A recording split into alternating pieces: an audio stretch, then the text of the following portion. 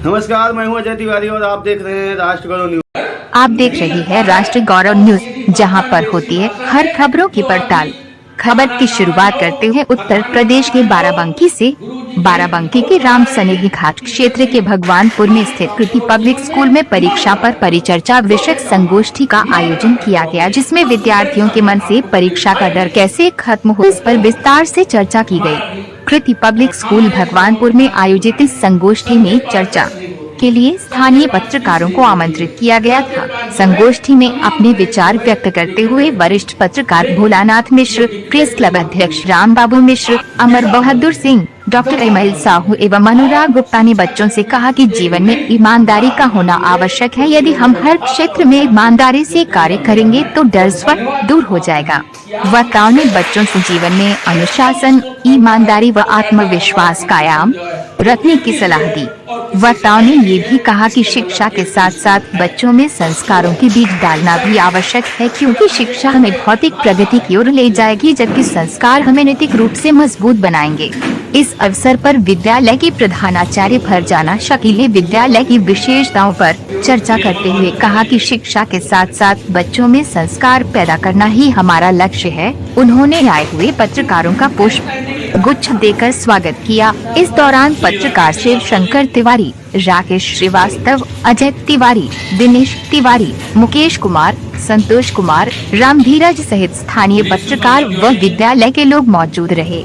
राष्ट्रीय गौरव न्यूज के लिए राम सनेही घाट से राजेश श्रीवास्तव के साथ बाराबंकी से दिवाकर बाबा की ब्यूरो रिपोर्ट। बाराबंकी के राम सनेही घाट में कृति पब्लिक स्कूल में आयोजित हुआ कार्यक्रम में परीक्षा के दौरान बच्चों में भय की स्थिति को समाप्त करने पर संगोष्ठी का भी आयोजन किया गया। तो तस्वीरें आप देख सकते हैं राष्ट्रीय गौरव न्यूज पर बाराबंकी के राम सनेही घाट के भगवानपुर में स्थित कृति पब्लिक स्कूल की।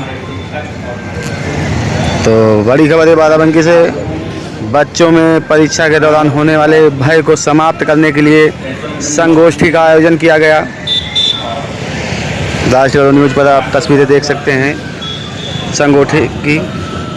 वरिष्ठ पत्रकार भोलानाथ मिश्र द्वारा संबोधन किया जा रहा है। राम सनेही घाट के भगवानपुर में कृति पब्लिक स्कूल में आयोजित की गई संगोष्ठी बच्चों में होने वाले भय को दूर करने के लिए विस्तार से चर्चा की गई, बच्चों को जानकारियां दी गई। तो जैसा कि अनुशासन की बात आई तो गेट पर पहुंचने के बाद ये लगा ही नहीं कि यहाँ पर क्लास चल रहे हैं। जो यहाँ की अनुशासन और यहाँ के बच्चों में जो अनुशासन का जो वो दिखता है कि विद्यालय में पूरी तरह से शांति बनी हुई है, शिक्षण कार्य चल रहा है। जब बाहर से लोग आएंगे तो वो देखेंगे तो लगेगा ही नहीं कि यहाँ पर कोई विद्यालय चल रहा है। अभी मैडम ने बात की और कहा कि डर, परीक्षा का डर, मोदी जी भी इस पर बात करते हैं कि परीक्षा में डर लगता है। डर क्या है, डर क्यों लगता है? सबसे बड़ी चीज तो ये है, तभी होता है जब हृदय कमजोर होता है। जब हमारा हृदय कहीं से कमजोरी महसूस करता है तब हमको डर लगता है। और ये कमजोर हृदय क्यों होता है? हमारा हृदय कमजोर इसलिए होता है कि हमें अपने ऊपर अविश्वास जब हमारे अंदर आता है तो हमको डर लगता है कि हम ये कार्य कर पाएंगे कि नहीं कर पाएंगे। इस तरह की स्थिति जब आती है तो अविश्वास जब बढ़ता है तो डर लगता है। धोखेबाजी क्या है कि धोखा हम अभिभावक को दे रहे हैं, अपने पेरेंट्स को दे रहे हैं या विद्यालय को दे रहे हैं, पढ़ाई के नाम है। और जब धोखा देते हैं तब हमको अंदर से डर लगता है कि परीक्षा में क्या होगा। इसके अलावा बेईमानी भी वही है कि हाँ, हम अपने काम को ईमानदारी से ना करें और जो हमको लक्ष्य दिया गया है, जो परीक्षा या पढ़ने का जो हमको लक्ष्य दिया गया है वो हम अगर नहीं कर रहे हैं तो बेईमानी हम अपने साथ कर रहे हैं, तब हमको डर लगता है। हम करते हैं तो हमको डर लगता है। उसको धार्मिक और आध्यात्मिक भाषा में पाप कहा जाता है।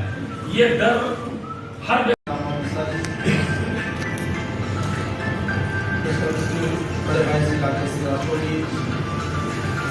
और इस रामतरी घाट के पत्रकारों के कारणा कहे जाने वाले संरक्षक बड़े भाई श्री गौरव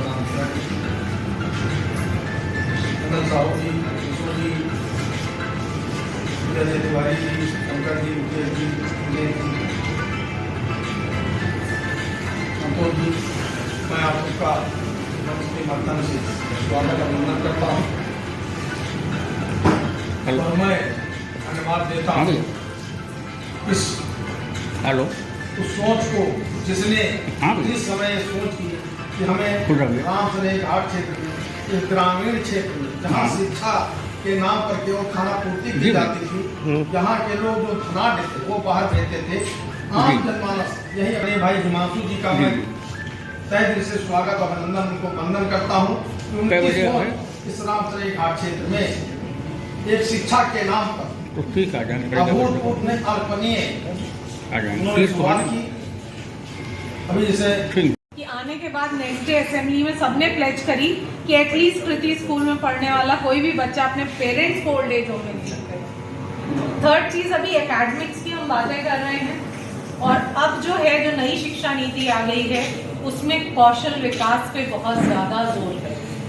रीजन भी कौशल विकास, जो कौशल है carpentry, electrician, computers, AI, machine learning बहुत सारा हो गया है, typewriting, office, front office training, बहुत सारे, beautician, health and wellness, yoga, मतलब करीब 21 से 24 कोर्सेज आ गए जो हमें 6th क्लास से आगे चलाते हैं। हम भी हर साल किसी क्लास को एक एक एक्सपोजर देते हैं। उसमें आपको बैकलेस डेज जो होते हैं 10 से 12 घंटे का मॉड्यूल है, वो करना होता है ताकि बच्चे को उस फील्ड की नॉलेज हो जाए। हो सकता है आगे उसका इंटरेस्ट उसमें हो और पढ़ाई में वो बहुत अच्छा ना हो, तो कम से कम वो एम्प्लॉयबल बन के निकले, उसको ये 7-8 स्किल्स के बारे में पता हो जिसमें वो डिप्लोमा कोर्सेज या कुछ करके अपना ही स्टार्टअप शुरू कर सके या एंटरप्रेन्योरशिप करे। उन सारे स्किल्स से भी जो सबसे ज़्यादा ज़रूरी है, जो मैं स्पेशली स्कूल में फोकस करती हूँ और हम लोग करते हैं अपने टीचर्स के थ्रू, वो है सॉफ्ट स्किल्स। जब हम इंटरव्यू देने जाते हैं, अब जैसे मैं तारीफ कर रही हूँ कि आप लोग बहुत अच्छे वक्ता हैं जो भी बोल रहे हैं, तो रीज़न भी कि ये बच्चे खाली किताबी सिलेबस कंप्लीट करके एग्जाम दे के निकलेंगे तो आपको जॉब्स नहीं मिलने वाली। आप में सॉफ्ट स्किल्स का विकास बहुत ही इम्पोर्टेंट है। एकेडमिक नॉलेज, आपको जो पोस्ट, जिस डेजिग्नेशन के लिए आप प्रिपेयर कर रहे हैं उससे रिलेटेड सब्जेक्ट्स की ऑब्वियसली आपको तैयारी करनी है, बट सॉफ्ट स्किल्स, आप कमरे में एंटर हुए तो कैसे, आप इतनी देर से सुन रहे हैं, हर कोई अनुशासन की बात कर रहा है इस स्कूल के। रीजन बीइंग, आप कैसे ड्रेसअप होते हैं, आप कैसे चलते हैं, आप लोगों से बातचीत कैसे करते हैं, आप क्वेश्चंस को कितना ध्यान से सुन के कितने शॉर्ट में करेक्ट छोटी बात में अपना आंसर पुट अप कर देते हैं, ये सारी चीजें हैं आप सॉफ्ट स्किल्स। जॉब पे आप तब जाएंगे जब आप मल्टीटास्कर होंगे, आपको अपना सब्जेक्ट तो आता हो। आप अपने टीचर्स को भी देखिए, यहाँ हम जब अपॉइंट करते हैं तो हम मल्टीपल चीजें उनकी देख रहे होते हैं कि उनका प्रेजेंस ही आपको बहुत कुछ क्लास में सिखा जाए। सब्जेक्ट तो वो पढ़ाएंगे ही, तो इस चीज पे फोकस बहुत ज्यादा है। मैं पर्सनली इस चीज का ध्यान रखती हूँ, इन चीजों का। सर ने बोला कि वो मेरा छोटा था, बड़े बाबा को नहीं कर पाया, तो शायद उसके मन में आके, हम नहीं जानते थे कि वो आपका रिलेटिव था, ऐसी कोई रेस्ट्रिक्शन नहीं है, बट उस बच्चे को ये लगा होगा कि शायद मैम के ऑफिस से पूरा कैंपस दिखता है, कहीं ऐसा ना हो कि वो उसको क्लास की तरफ जाना था, क्योंकि उस टाइम आउटसाइडर्स आते थे। जब सर का क्लिनिक चलता था तो हमको अपने बच्चों की सुरक्षा भी इम्पोर्टेंट होती थी, तो स्कूल यूनिफॉर्म के जो बच्चे होते थे वो उस एरिया में थोड़ा प्रोहिबिट हम करते थे जब तक बाहर के 100-200 पेशेंट्स आते थे।